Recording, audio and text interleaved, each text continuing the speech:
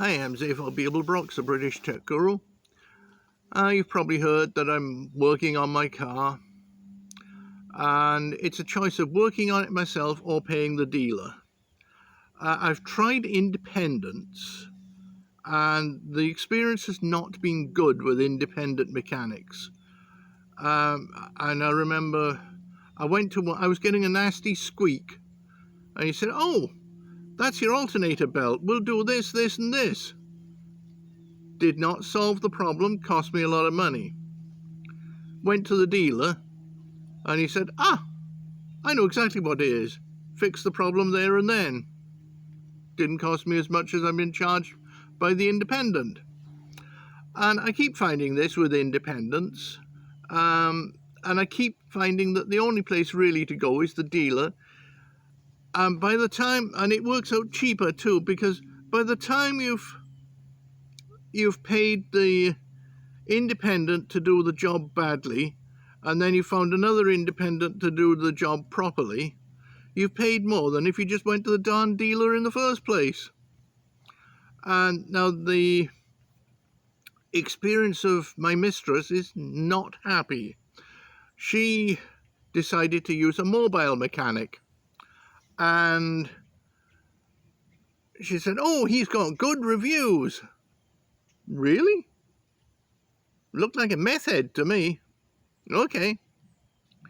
So he did the work, and the vehicle came back. All worked great. The brakes groaned a little bit, and it all seemed to be absolutely peachy. And you roll on a couple of months, and the vehicle is bouncing and squeaking just as badly as it was before. And I took it to another mechanic who looked at it and said, "You need a new rotor and a new brake pad. Somebody put this brake pad on back to front." Well, how can you put a brake pad on back to front unless you're a meth head? And they talk about functional meth heads, but there aren't any. They look and they think they're functional, and they fool some people into thinking they're functional, but they're not. And this is why nobody will employ a meth head.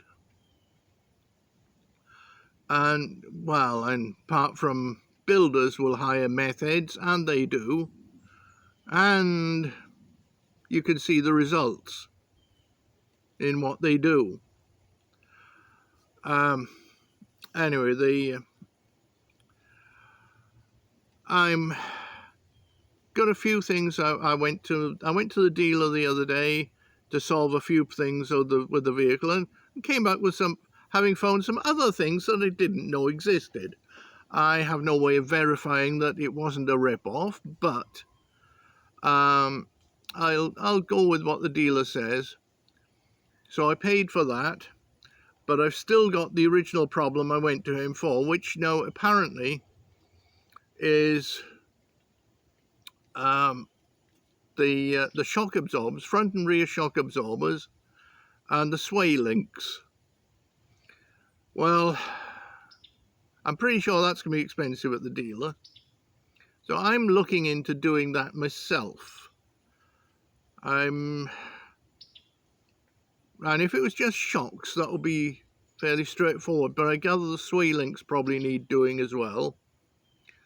I did find out, see a video on how to do the tracking, so I might, or the wheel alignment, so I might have a go at that. That all really depends on my being able to get the parts, because when I went out to get the parts on yesterday, and all of the car parts shops that were worthwhile, Napa, Advance, and O'Reilly, they all had the parts listed, but they were not in the store, unlike what their websites claimed.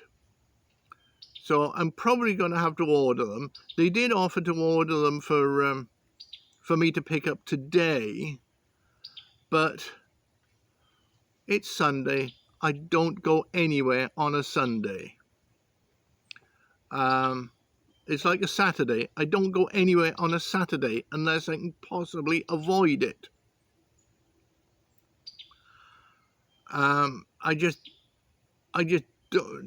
don't like going anywhere at weekends anywhere. I have at times, but I don't like it because I'm out all day, every day, the rest of the week. And I want my weekends to be relatively quiet. And I have to deal with the crazy drivers on the roads the rest of the week, so why deal with them on my free time? So yeah, I'm going to have to see about getting the parts. I might have to mail order them. Then that leads me into another problem. I'll have to jack the vehicle up. That's no problem. I've got a 30-ton jack, and I only ever use hydraulic jacks. But I'll have to prop that vehicle up on something, and the ideal would be a good solid block of wood. And I did think about railway sleepers, but the ones that I've seen in Lowe's look like they're nearer compost than railway sleeper.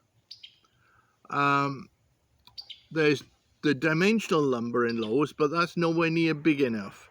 And the biggest they have, I think, is a 4x4. I don't even think they've got 8x8. And if they did have an 8x8, then a 6-foot section of 8x8 cut into 2-foot lengths would be might work. Or cut into 1-foot lengths, that might work as well. I'd have to bolt it together, of course. But the whole thing is, what I need to do is I need to jack that vehicle up and get it propped up so it's not going to collapse. And I'm working on sandy soil. In fact, it is sand. So I need to rest it on something. So that means I do not feel comfortable going underneath a vehicle unless it's properly supported. So this probably means I'm going to have to put up with the thing bouncing about for another couple of weeks until probably the end of November when I can take it into the dealer again. That's going to cost me probably $1,000, $2,000. I'm so used to spending $1,000, $2,000 on that car now. It's 18 years old and I've spent probably about $14,000 on it in the last 12 months at the dealer. And I don't like spending money on it, but on the other hand, it's way cheaper to keep a good vehicle going than to buy a brand new one or to get some other newer, ratty old second-hand vehicle that I don't know the history of. Yeah, it's going to be way better. It's way better to keep it going. And you know, and I paid $18 for that vehicle when it was new, near 20 years ago. And yeah, I know it's not done badly, but I have to keep it going. Anyway, that's been me, Zayford Beeblebrox, the British Tech Guru.